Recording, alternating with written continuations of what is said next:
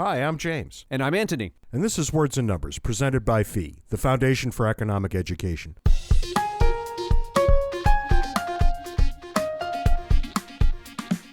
Ant, I look at you as I always do at this point during the week and ask the unanswerable question, what's new and exciting in your world this week? Well, you're going to have to blame our listeners because a number of people have asked me about ranked choice voting. And so that's what's new and exciting in my week.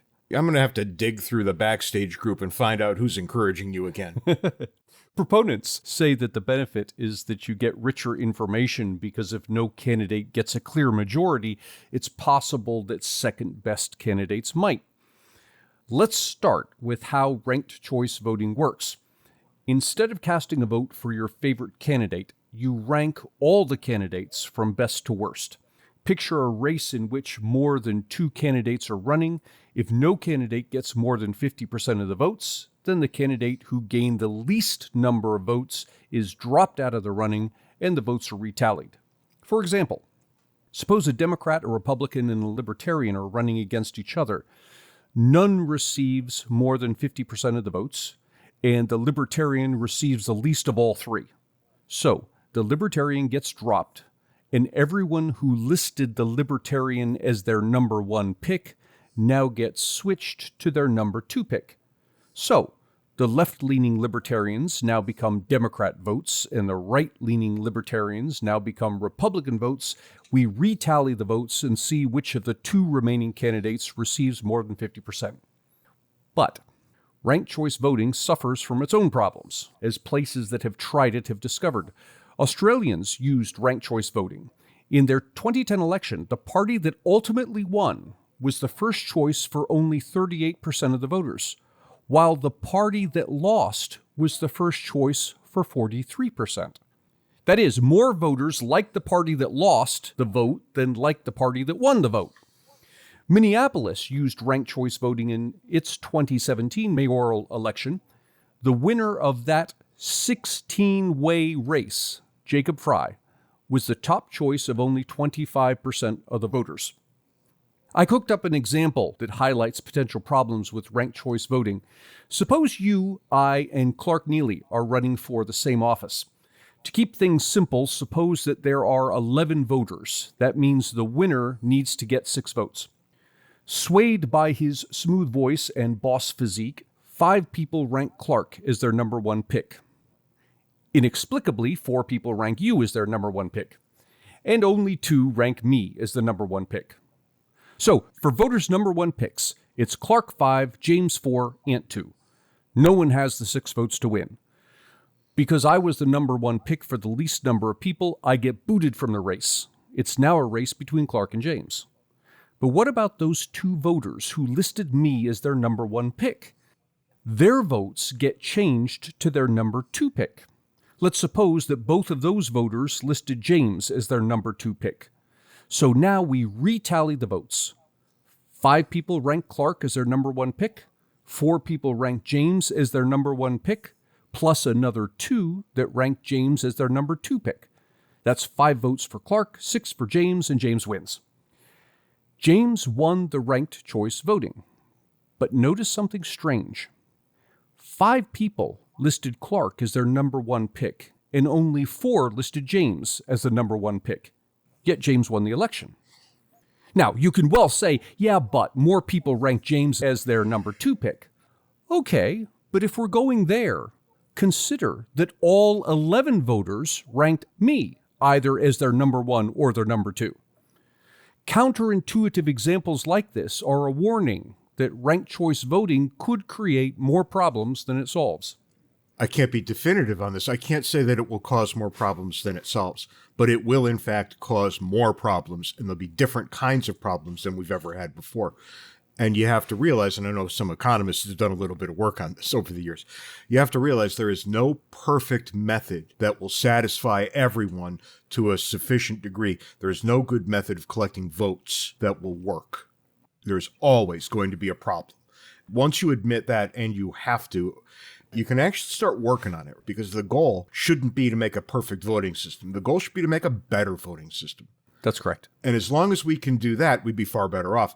But nobody ever tries to do that, primarily because Republicans and Democrats are so clearly 50-50 proposition at this point that if they try to change things that cannot be fixed and botch it, they're handing control to the opposite party. You can bet that under those circumstances, very little is ever going to happen. You'll see people complaining about it from the halls of Congress and the whatnot. But when pressed to go do something about it, they will turn their backs to you, as is so often the case. I've got something I think a little more interesting, if you can believe that. I'm going to start off by having to explain something to you. In the middle of the summer, Anthony, there's this thing called the All-Star break, in which no baseball is played, and the best of the baseball players go to the All-Star game and play that game. It's like an intermission between the two halves of the baseball season. And this year, the All-Star game is going to be played in Denver. We're going to watch baseball in a place with the thin air, and there's going to be lots of home runs and this kind of stuff. But that's not the interesting part. The interesting part is that 3 men and a woman had a hotel room booked 2 blocks away from the All-Star game. And when the maid went to clean the room, she found all kinds of things that made her very nervous. And she reported them for being potential dangerous people. The police came and they removed 16 long guns, body armor, and 1,000 rounds of ammo. Oh, wow. They did a little bit of digging. One of the guys on a Facebook post had just a couple of days earlier said he was about to go out in a big way. This was all but assuredly a Las Vegas-style event in the plan. Right. Almost assuredly. And yet I will tell you time and time again that I am a Second Amendment purist and, unrelatedly, that people should mind their own business.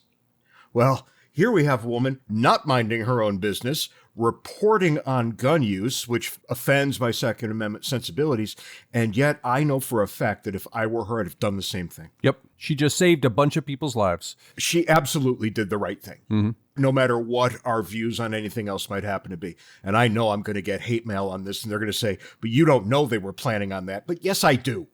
Hats off to the maid, because she probably did save scores, maybe even hundreds of lives. And shame on the politicians who are going to use this as fodder, saying, oh, we now need a law to ban this, that, or the other thing. And we'll all see where that goes. I don't pretend to have any clear idea because politicians are just weasels looking to get their short-term interest out of the way. But good on a hotel maid. Anyway, put the story in the show notes and you can read it for yourself before you get agitated and send me hate mail. But of course, Ant, this brings us to the foolishness of the week. A pattern is emerging, I think. Throughout the Trump years, Trump had to be the foolishness of the week, I would say, 25 to 33% of the time? Right. He was just so full of examples of foolishness that I couldn't help it, week in, week out. Even when I didn't pick him, he really was the foolishness of the week. I just gotten tired you of didn't talking just to about give it. us something different. That's right, just to chew on a different flavored piece of meat, right? But it seems at this early point that Kamala Harris is doing everything in her power to achieve that status that Trump so easily won. Fool of the week.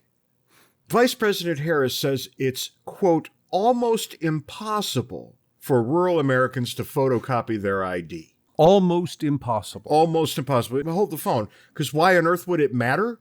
Well, it matters because any number of states are doing things to clean up their voter rolls, and they want people to present their ID when they vote. Right. If you're going to vote by mail, that introduces another factor that has to be overcome. And what are they requiring for that? They're requiring things like send us a copy of your driver's license. Rather than explain what she said, I'm just going to let her say it for herself. In some people's mind, that means, well, you're going to have to Xerox or photocopy your ID to send it in to prove you are who you are. Well, there are a whole lot of people, especially people who live in rural communities, who don't, there's no Kinko's, there's no Office Max near them. People have to understand that when we're talking about voter ID laws, be clear about who you have in mind and what would be required of them to prove who they are. Of course, people have to prove who they are, but not in a way that makes it almost impossible for them to prove who they are. Now we all know what the Vice President of the United States thinks about the abilities of the people that she allegedly serves. Now, I would assume that she has never actually lived in rural America. I don't even know if she's actually visited rural America. I suspect that's right. But I could tell you I did. For 6 years, I lived in a little village of perhaps 50 people, and it was the largest collection of human beings for an hour drive in any direction. And after you drive that hour, you'll be in a collection of maybe 3,000 to 5,000 human beings. This is serious rural Appalachia, America. It was very easy to get things copied. We had a little library in the village, and they had a copy machine. You can use that. And for villages that didn't have libraries with copy machines, everybody has to buy groceries, so you drive into town. And the town has many copiers available for people. And this was 25 years ago, so I don't know what she's talking about. And things have gotten better in the last 25 years because the vast majority of Americans now own smartphones. And if you own a smartphone, you get a free app that will create a PDF of anything you take a picture of. That's right. All you need then is to take that to a person or mail it away. There are lots and lots of different ways to make sure you can make a copy. And by vast majority of Americans owning smartphones, it's not 60%, it's not 70%, it's 85%. Good Lord, right? And the majority of poor people in the United States own a smartphone. Yeah. Okay, so I don't know what Kamala Harris is on about here, except providing more cover for people who don't want IDs to be involved with elections. And this has always struck me as being perfectly silly. Because, of course, in a self-governing republic like we allegedly have, the most important political thing is the vote. And the vote needs to be clean and pristine. And how do you do that? You make people show you their ID when they come up. That's the first step any reasonable person would take. Is this somehow racist? No, unless you actually think that black people can't manage to get driver's licenses or majority cards, which is ridiculous. It's absolutely ridiculous to think this. It's so paternalistic that I don't know how it even gets out of the barn. But here we are again with this nonsense. I'm going to go out later today, Anton. I'm going to pick something up from Ace Hardware that I ordered yesterday. And in order to get what I ordered, I have to show my ID. I went with you to a hotel a couple of weeks ago. When I checked into the hotel, they needed what? Well, lo and behold, they needed my ID. If you want to buy booze, ID. You're going to drive, ID. And not one single person says to any of those things, this is terribly racist. Nobody says that because it's not. Mm-hmm. I don't know what Vice President Harris is doing here beyond running her mouth in these weird ways, but I wish she would just stop. Well, that's the second time in at least a month that she's made Foolishness of the Week. Twice is an oddity, 3 times is a trend. We'll see what happens. I think we'll hear from her again real soon. To get more Ant and James, buy a copy of our excellent book, Cooperation and Coercion. You can find the paper and electronic versions on Amazon and the audio version on Audible. So, Ant, we've got something this week that a lot of people have been thinking about just lately. It's something that I was thinking about from the time I was 12. I remember walking into the kitchen. My parents were there, and I said, "What is inflation?" And my mother looked at me, and it was clear that she had no idea. And she said, "Ask your uncle next time you see him." And I'm not sure why she said that, because my uncle never been accused of being a particularly bright man. I didn't know why I was supposed to ask him, but ask him I did. And he went off on a giant discourse about how everyone in the world is likely attached to this and they're all evil. Right? Which, looking back on it now, that's actually an understandable thing, given that my entire family was working class. Right? They didn't have the ability to work around inflation. They suffered from it. So all of a sudden, and after decades of functionally 0% inflation, so small as to be meaningless, all of a sudden things are costing a bit more. And people are talking about inflation again, like the 12-year-old Harrigan did, really wondering what this even is. They are costing a bit more, and it's not just the prices, it's also the quantities. The cans are smaller, the number of sleeves of crackers per box is smaller. And let's sit on this point for just a minute, because when we say to each other, get a pound of coffee from the grocery store, right? There's no such thing as a pound bag of coffee in a grocery store, and there hasn't been for a long time. And this has happened to product after product. We could talk about cans of tuna. We could talk about cereal. This just happens. And that is a de facto price increase. Oh, it is. And analysts take this into account. So When economists say something like we have 3% inflation or whatever it is, they're accounting for not just the change in price, but also the change in quantity and the change in quality. They'll have surveyors who will go out quite literally to fast food places and order a hamburger and open it up and count how many pickles are there this time versus last time, what's the weight of the thing, all of that. So when you hear inflation numbers, it's accounting for both the actual prices and the quantity or the quality that you're getting. And you're right, it's been, for all intents and purposes, it hasn't been zero, but 2%, 3%, maybe 4% for decades now. And this has been perplexing. A lot of economists, myself included, have been wondering why. Because there's been a tremendous amount of money printing. To understand how these two are related, it's important to keep in mind what inflation is and isn't.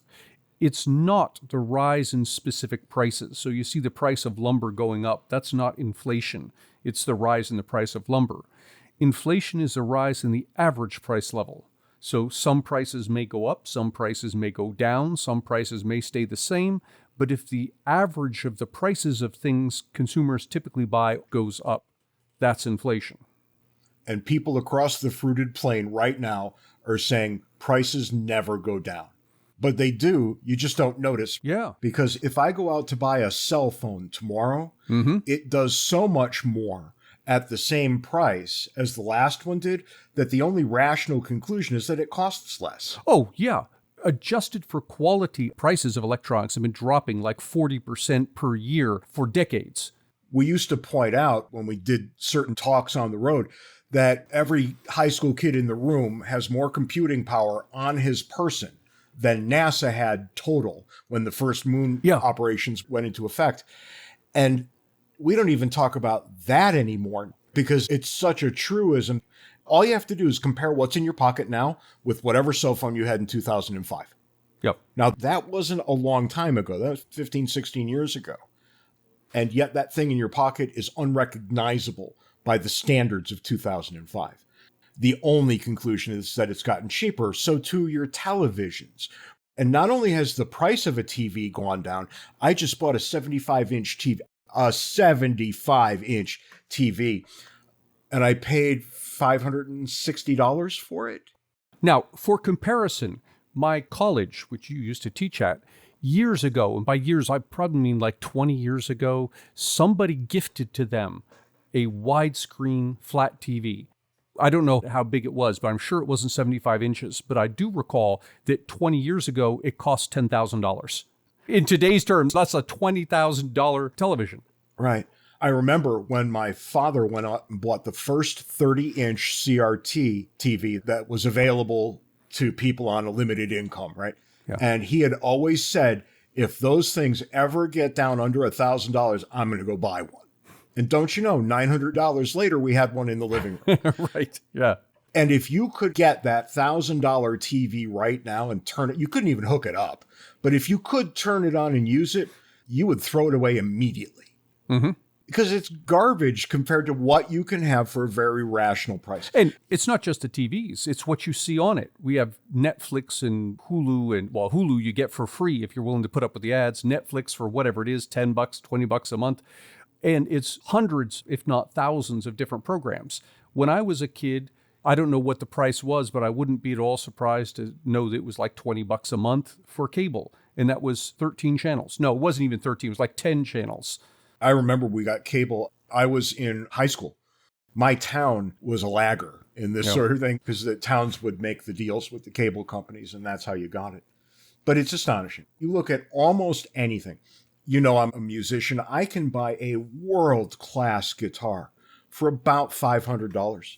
Now, you can get them for more, and most of us do. But the one you can get for $500, you could go out on tour with tomorrow and play every night for a year and never have a problem with it. It's just amazing. What we're talking about here is the decline in prices, and clearly with technological things you can see it. But I want to point to something that people don't think of. In fact, if anything, they think of it in the reverse, and that's healthcare. People think of healthcare and they say, oh, the rising price of healthcare and how much more expensive it is and all of this. but they're ignoring the quality. Right. I was having a discussion with somebody the other day, and they were saying about how there's this life-saving drug and it costs $75 a month, and how are we supposed to afford that? And this is highway robbery. And I said, hang on a second. Did you say that was life-saving? For $75 a month, you don't die? That's an incredible bargain. That's a pretty sweet deal. I would pay that every day for the rest of my life. If by giving you $75 guarantees that I'll see tomorrow. Yeah. Oh, okay. Okay. Yeah. And you can argue about who can or can't afford $75 a month, but the fact is, 10 years ago, that drug didn't exist. Yeah. You could put any amount of money on the table you want, and you couldn't get it. You would simply die. And we've been talking so far about prices, which you were very careful early on to say this is an independent discussion. Prices on the one hand, inflation on the other. Now, prices in the aggregate, okay. Now we can talk about it a little more intelligently. So we're looking at that, and then we're looking at the rise of that over time. And correct me if I'm wrong, but inflation has a technical definition. The definition for inflation, and I'm going to say this broadly so economists don't jump on me. Roughly speaking, if you hold other things equal, inflation is the growth in the money supply minus the growth in the economy. And by the economy, I mean real GDP, goods and services we actually produce. So the growth in the money supply minus the growth in real GDP. I want to get back to goods and services in a minute, but let's stick here with inflation and the money supply. Because apparently, if what you just said is correct, and I kind of suspect it is, you have to have government action then to have inflation. Yeah, you have to have at least central bank action. Somebody's got to be growing the money supply. So let's take a very simple case. If your economy is growing at 3% per year and your money supply is growing at 3% per year, 3% minus 3% is zero. You get no inflation. Sure. Now, you said a moment ago that we've been experiencing 2%, 3% inflation. That's about right, because the money supply has been growing at about 5 or 6% per year, and the economy has been growing at about maybe 2 or 3% a year, and one minus the other gives you the inflation that you're seeing. So everything seems to work out well there. Until you get to recent events, 2008, the housing crisis, and the immense amount of money the Federal Reserve, the government, injected into the economy, and then most recently the COVID lockdown and the tremendous amount of money the Federal Reserve and the government injected into the economy, and we didn't see the inflation. Now, let me put this into perspective here. The money supply typically grows at around 5 or 6% per year. In 2020 and so far in 2021, we've been seeing the money supply growing at 20%.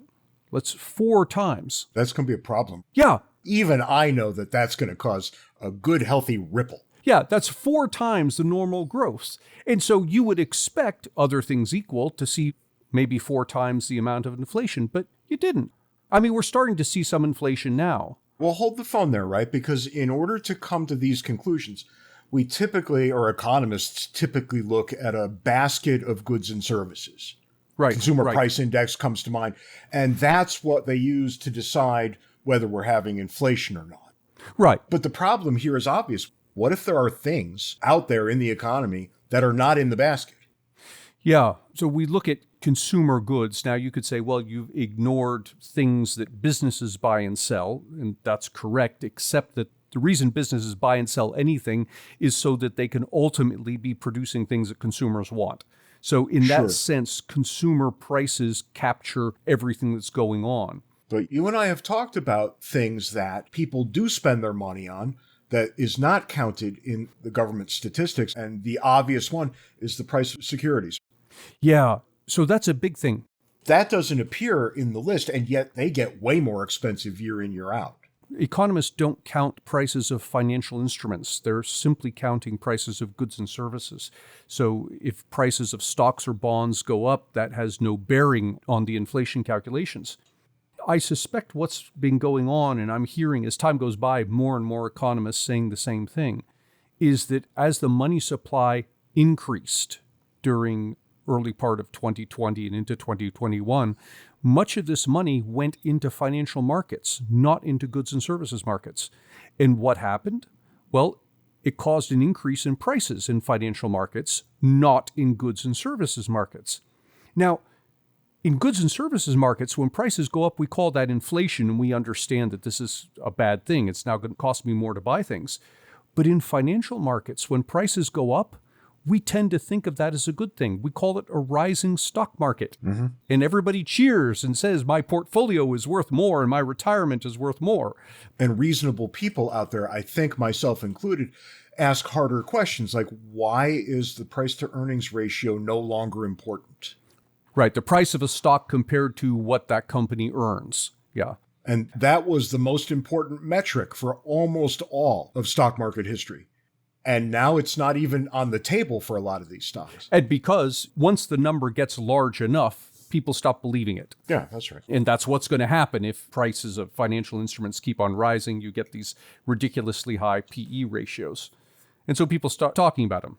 The obvious question then is, okay, do we have inflation now or now-ish? Yeah. For how long has it been going? What do we got here? It seems to be the case. We're seeing that the data is all preliminary, but for the first several months of 2021, we started to see prices jumping higher than they normally jump. On an annualized basis, maybe 7%, 8% inflation. Now, price numbers jump and drop on a month-to-month basis through the normal course of events. So a particular month that prices are up annualized 7%, nobody's going to pay any attention to. But if it persists, you keep on getting month after month after month like that, all of a sudden you realize, wait a minute, this isn't just random noise. Something fundamental has changed. Now, I think the May numbers just recently came out. The June numbers aren't out yet. I don't think it's going to be until we get to maybe the September numbers coming out that we're going to be able to point to it and say, oh my God, look, there's something serious going on here. If indeed something serious is going on. But I think it's pretty clear that something's going on. Yeah, I think the way this plays out is you have the Federal Reserve inject a tremendous amount of money into the economy. That money goes principally into financial markets, which means you don't get inflation in goods and services. You get a rise in price of financial markets. And then after some time, as people become comfortable that the lockdowns ended, the pandemic is over, we can get back to business as usual, that money is going to start to flow out of financial markets into goods and services markets. And that's where you're going to start to see the inflation. And I think that history is going to bear out that that's exactly what started happening round about March of this year. And there's an interesting observation here, because if you're out there being very cranky about the rich getting richer, the rich are absolutely getting richer when they take the money that's been introduced into the economy and throw it into financial instruments, or when they buy securities with it, stocks. That's not poor people doing better. That's rich people doing better. And then when they take out that money and the price of the stocks go down and they use that money to buy goods and services, again, the poor are going to have to wait their turn. No matter how you look at this, the rich benefit. And this is typically how the rich benefit. It's not some nefarious plan on the part of government. It's that they're in a position to do things differently than the non-rich. Right. They're in a position to save where many of the non-rich are not. Yeah. Now, you're saying this, and I think it's important to underline where virtually everybody goes wrong in thinking about things like this is in focusing on the dollars. What really matters at the end of the day are the goods and services. Do I have food on the table, a roof over my head, clothes on my back, these sorts of things. And from that perspective, it doesn't matter whether you have lots of inflation or little inflation or even deflation. What matters is that you have goods and services, and that hopefully year to year you get more and more goods and services. If that's happening, the rest of it doesn't matter.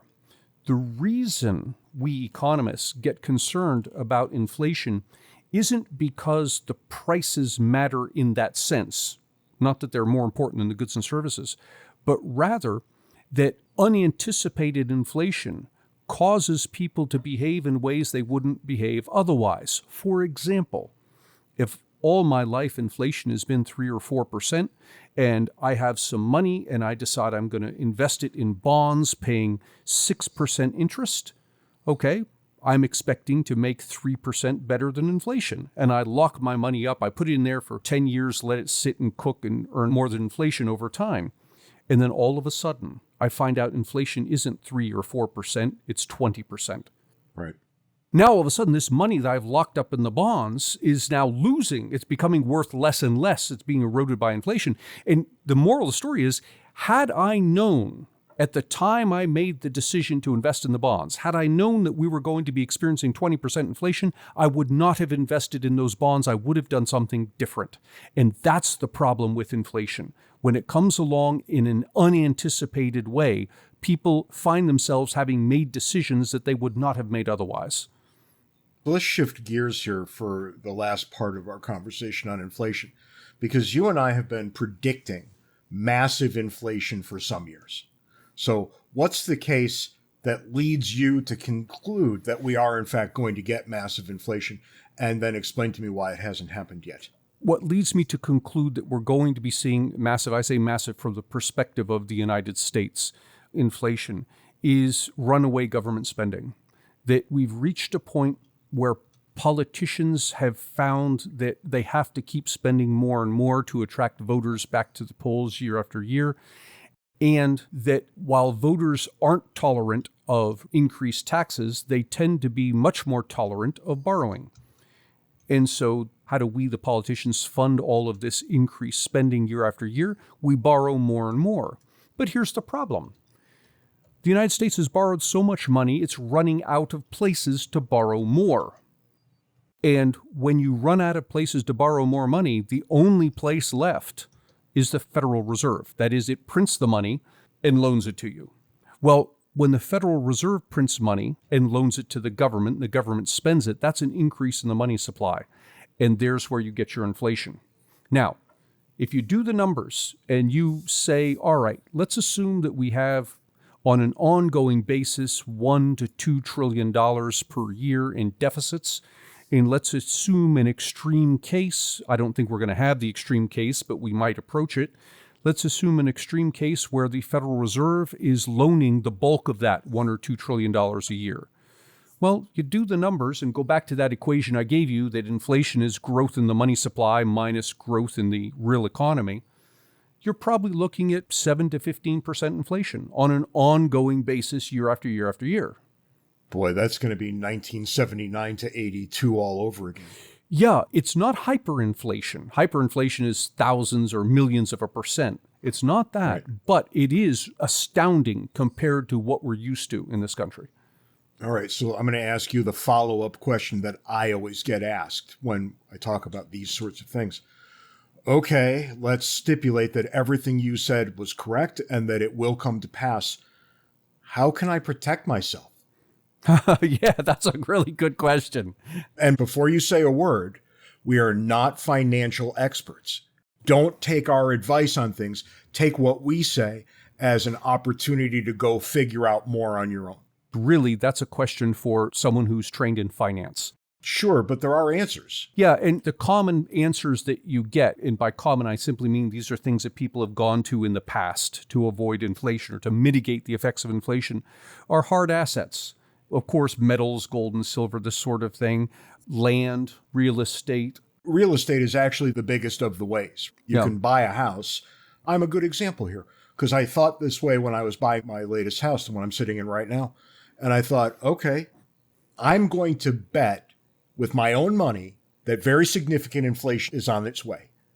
So what do? Do I buy a small house that's just big enough to house all of the Harrigans, or do I go nuts and buy a much bigger house that will cost a lot more? And I went for that option, and I would do it every time under these circumstances, because all I need to see is inflation for 3 or 4 years in a row, and my house payment is going to be negligible. I would go even further than that and say the thing to do is you buy a big house, but you finance it by a long 30-year fixed interest loan. So you're paying the bank. Now you can get, 3%, 4% interest? I got 2.8. Yeah, 2.8% interest. And if inflation is, let's say, 12.8%, then you're 10% better off year after year. And when that starts to compound, it gets ridiculous. Yeah, right. You end up quite literally paying with dollars that have virtually no value. Yeah, I think over a 30-year time horizon, that's likely what's going to happen. Mm-hmm. Can I say when? No. But I'm pretty sure that we're going to see that given all the inputs that we're seeing. When politicians decide the way to answer every question is to print more money, you have to know that inflation is around the corner. Yeah, and I'm interested, well, I say interested in kind of a black comedy sort of way, in how people are going to react when they finally come to this realization, which they will, that what we've been saying all along is correct. There is no such thing as a free lunch.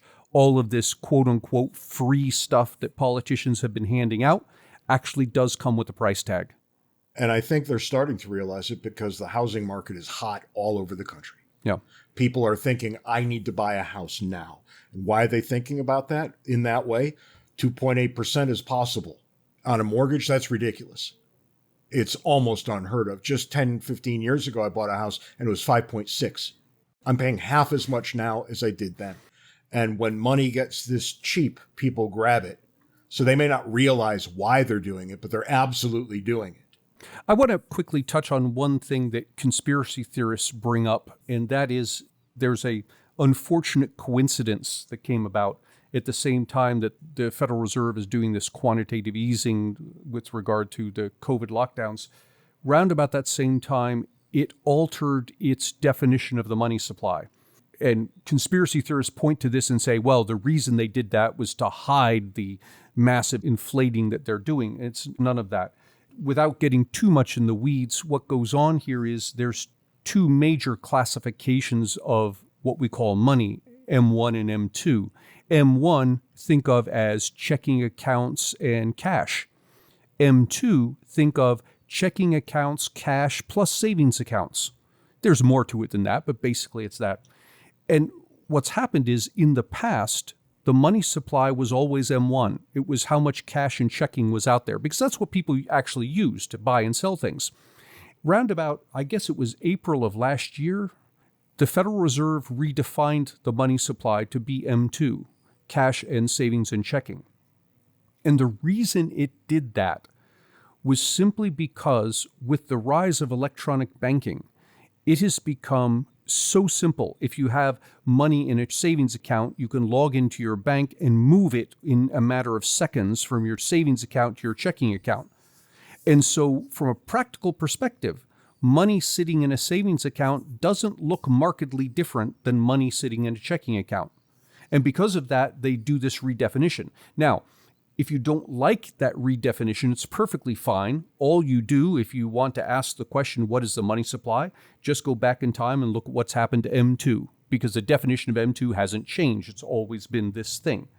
The long and short of it is there's a technical reason for that definition that had nothing to do with increases in the money supply. It actually had to do with increases in technology. As is almost always the case, take the tinfoil hat off and just listen. Right. It's not as nefarious as you probably think it is. And look, I think all human beings are prone to conspiracy theory thinking. And the purpose it seems to play is that it allows you to explain something that you don't exactly understand. Yeah. That there's some dark figure in the background that's making it so it hurts you, but you can't understand why. And I think inflation is one of those things that you can't understand. I think everybody should understand it better now than they did 20 minutes ago. I know I do. Any last thoughts you want to get to on the idea of inflation and what the takeaway should be? Well, I've said this before, but I'm going to say it again because I really think there's something true to it. And that is, there's something on the horizon that could save us a lot of pain. And I think that's the rise of cryptocurrency. And let me be more specific. Private cryptocurrency. That is, cryptocurrency that is not under the control of any government. If we move to something like that, and I think it's inevitable that we do, but the sooner we do, the sooner we take away from governments their ability to inflate currencies and finance this profligate spending that's been causing the problem for decades now. And on that happy note, we'll call it a day. I think we'll likely be back here with this sort of thing real soon. Be sure to join us next week. Until then, follow us on Twitter. The handles are in the show notes. Send us email. No. wordsandnumberspodcast@gmail.com. Don't send email. Do not send email. Send lots of email. And join the Words and Numbers Backstage Facebook group. You should all join if you haven't. It's actually fun. Find us on Patreon, where you can donate to our habit of making podcasts. Our habit of making podcasts. And for crying out loud, just be nice to each other. It doesn't take much. Have a great week. See you next week, James.